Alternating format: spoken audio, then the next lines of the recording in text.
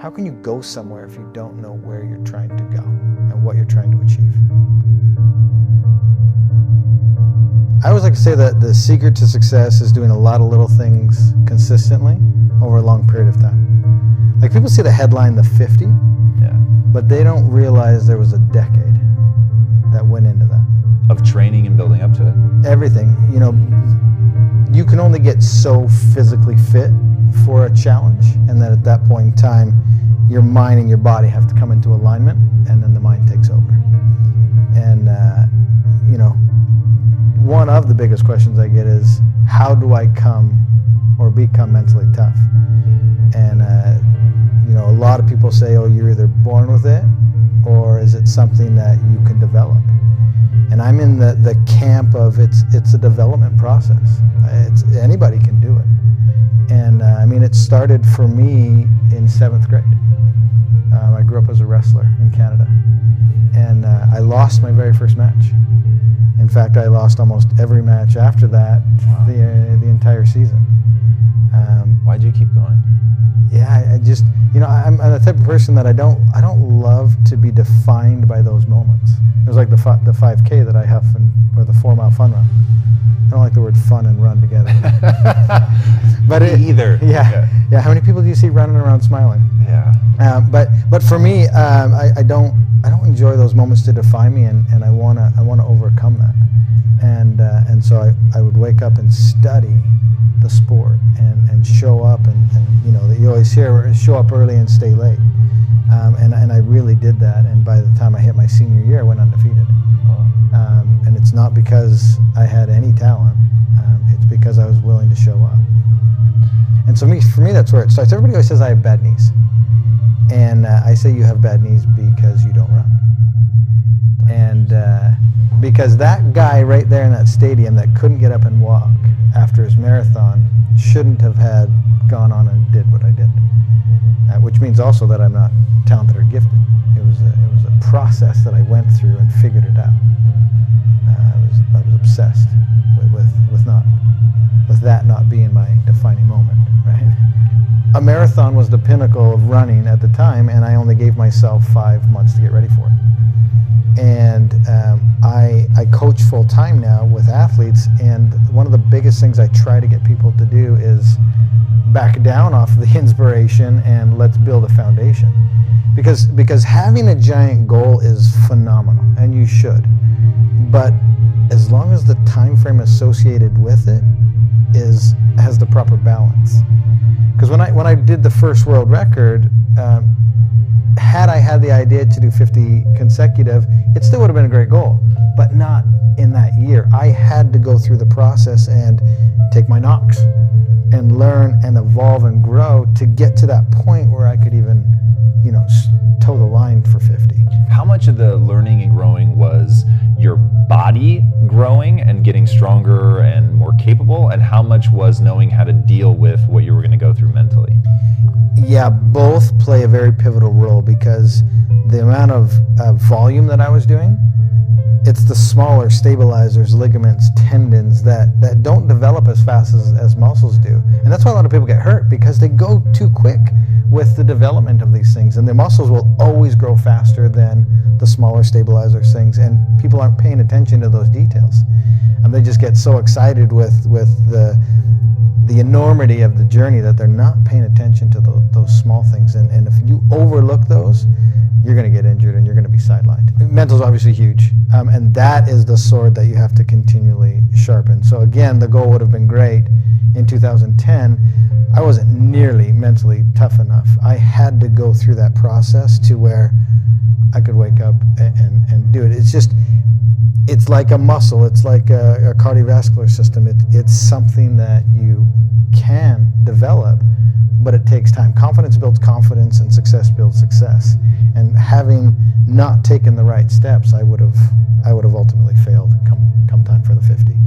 One reason was not enough for me to get back on my bike and do 20 more Ironmans.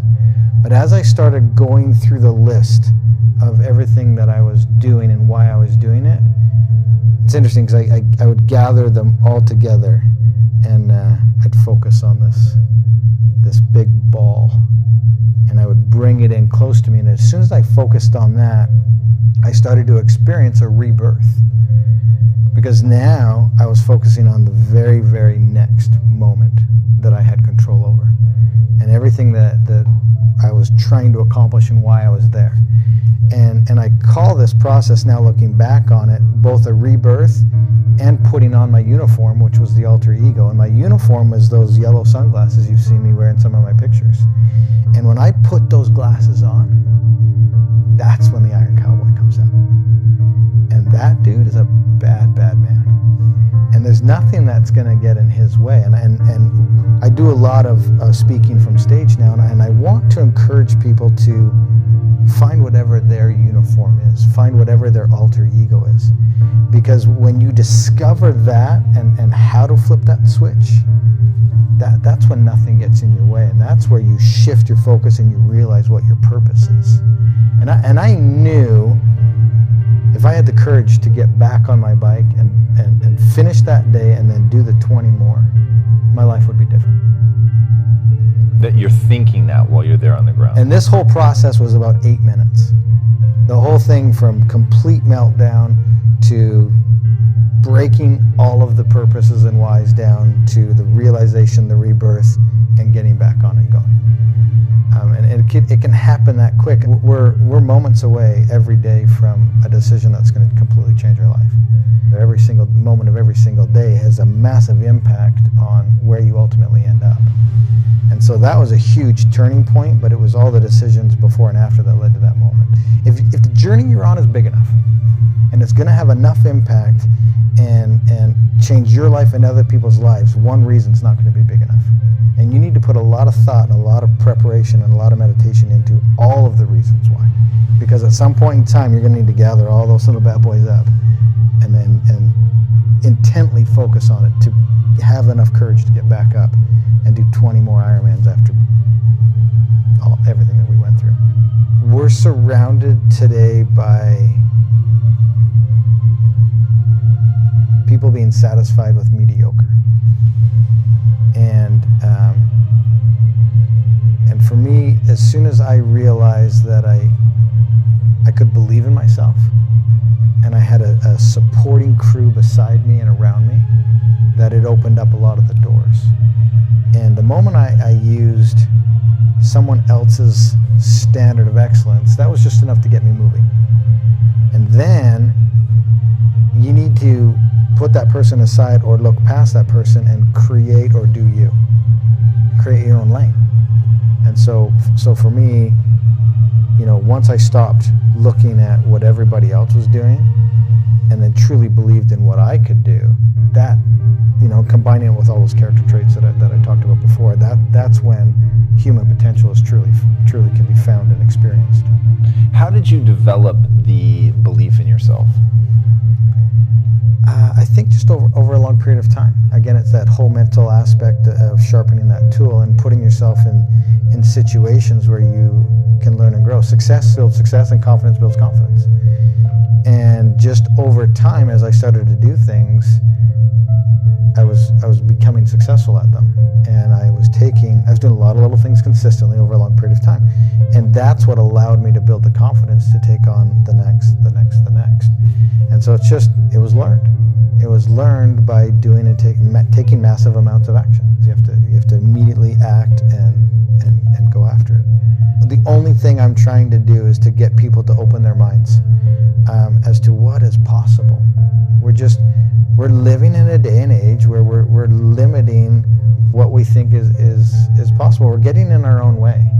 And my thing that I want to get people to do, and you've probably heard somebody say it before, but motion creates emotion. The hardest thing to do is start moving, engaging. Once you start to move and engage, you realize two things. One, it's not as scary as you thought it was. And two, you actually start enjoying what you're doing. The only thing that was scaring you was the first action. Dude, I'm just like every ordinary dude that's out there. I just have learned to put myself in the game. I've learned to show up every single day. The moment you realize the next step isn't going to kill you, and that next step is the first step to evolving, changing, growing, and learning and becoming literally the best version of yourself, that's the most beautiful thing. It's not going to kill you. And putting yourself in the game, you're giving yourself an opportunity to achieve something that everybody else said was impossible. What do you say, or as a speaker, what do you say to somebody who they don't know what they want? I've got a friend right now who's massively struggling, and it's the exact question I asked him. I said, what do you want? What's your passion? What are you trying to accomplish? He could not answer the question.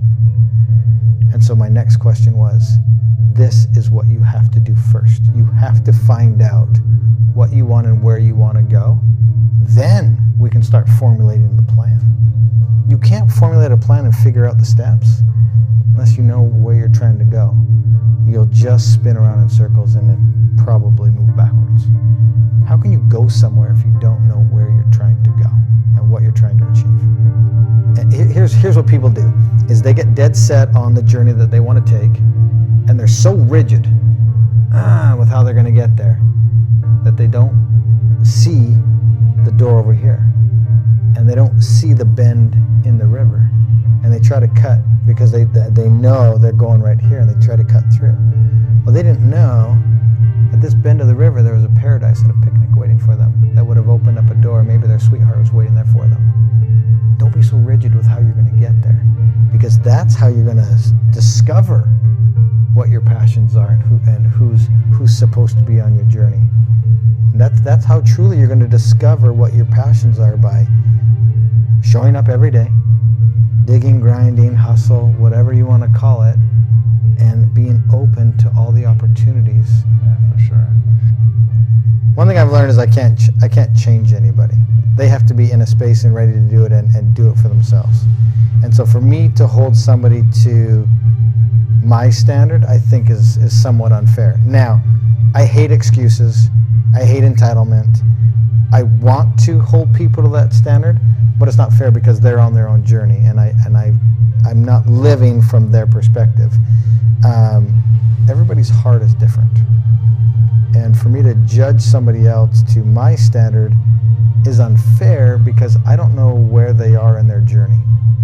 And they could be at the beginning stages, and it would have been unfair to judge me at 24. 41 today. I've learned a lot, and I've grown a lot. So my standard at 41 is different than my standard at 24. So if I'm trying to hold a 24-year-old to my standard, probably not realistic. Maybe I'm cautioning people that are listening to take a step back and to understand, take a minute to understand what that person's heart possibly is and where they are on their journey in retrospect to where you are on your journey. That's really, really insightful. I love that a lot. And knowing what somebody's heart is, I think is, I'm going to use that. That's really, really interesting. What is the impact that you want to have on the world? Man, the impact. I am not here today to change anybody. And we just had a good conversation about people at different times of their journey. And for me, I literally just want to have people understand that you have to move to start feeling something. And if you move and start feeling something, you're on your way to the best version of yourself. And the impact that I want to have is just to have the ability to get you to live outside of the existence that you're in and to open it up to what's truly possible.